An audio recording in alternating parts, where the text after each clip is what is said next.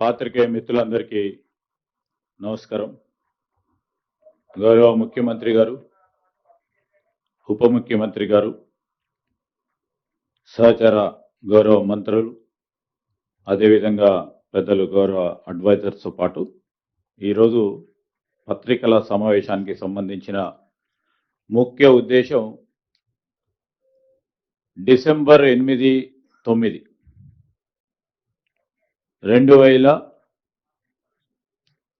2025 సంవత్సరం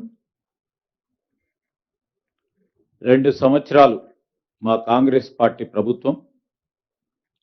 ముఖ్యమంత్రి రేవంత్ రెడ్డి గారి నేతృత్వంలో 2 సంవత్సరాలు పూర్తి చేస్తా ఉన్న సందర్భంలో రాబోయే తరాలకి ఈ 3 సంవత్సరాలతో పాటు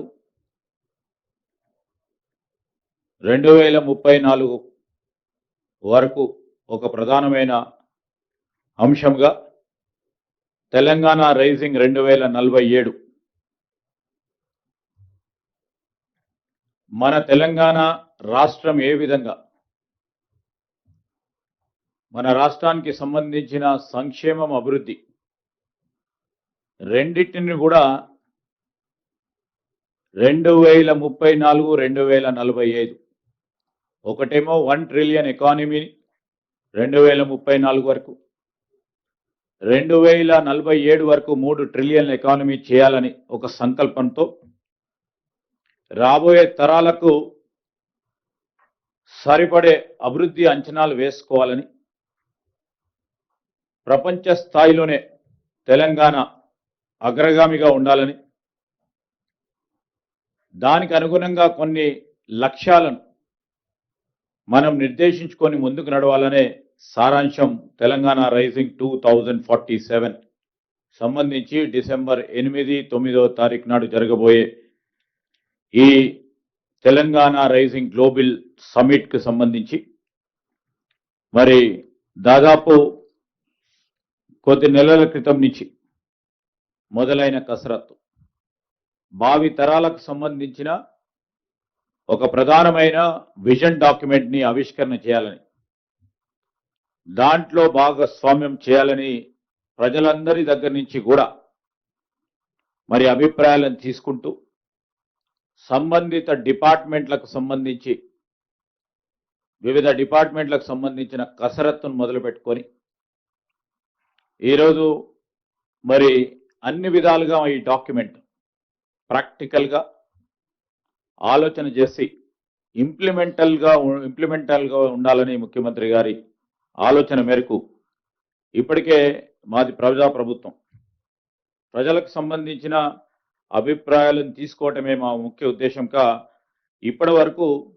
ఏ విధంగా ఈ విజన్ డాక్యుమెంట్ ఉండాలని దాదాపు 4 లక్షల మంది వారి అమూల్యమైన అభిప్రాయాలని వారి సలహా సూచనలను అందించారు. అంటే 4 లక్షల మంది అంటే దాదాపు రాష్ట్రంలో 1% సంబంధించిన 1% సంబంధించిన మన జనాభాలో ప్రధానంగా దాంట్లో ఉన్నది యువకులు వారి అభిప్రాయాలను విలువైన సలహా సూచనలు కూడా ఇవ్వటం జరిగింది.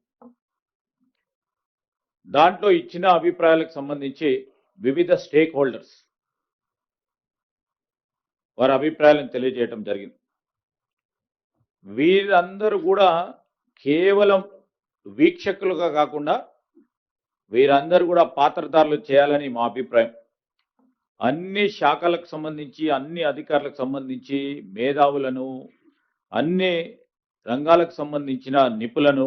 పారిశ్రామికవేత్తలను సామాజిక స్వచ్ఛంద సంస్థల ప్రతినిధులతో ఇప్పటికే 70 సమావేశాలు మేము నిర్వహించడం జరిగింది.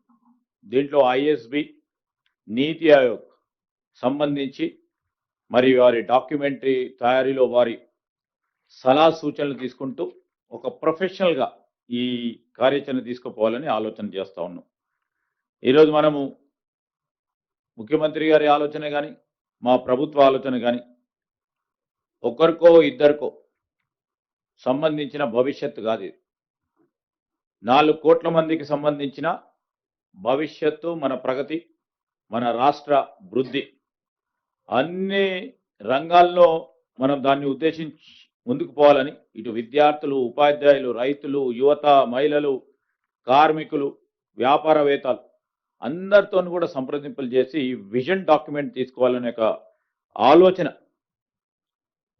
మరి రాబోయే కాలంలో ఏ విధంగా ట్రిలియన్ ఎకానమీ చేయాలి, దాంట్లో ఏ విధంగా సంక్షేమం కూడా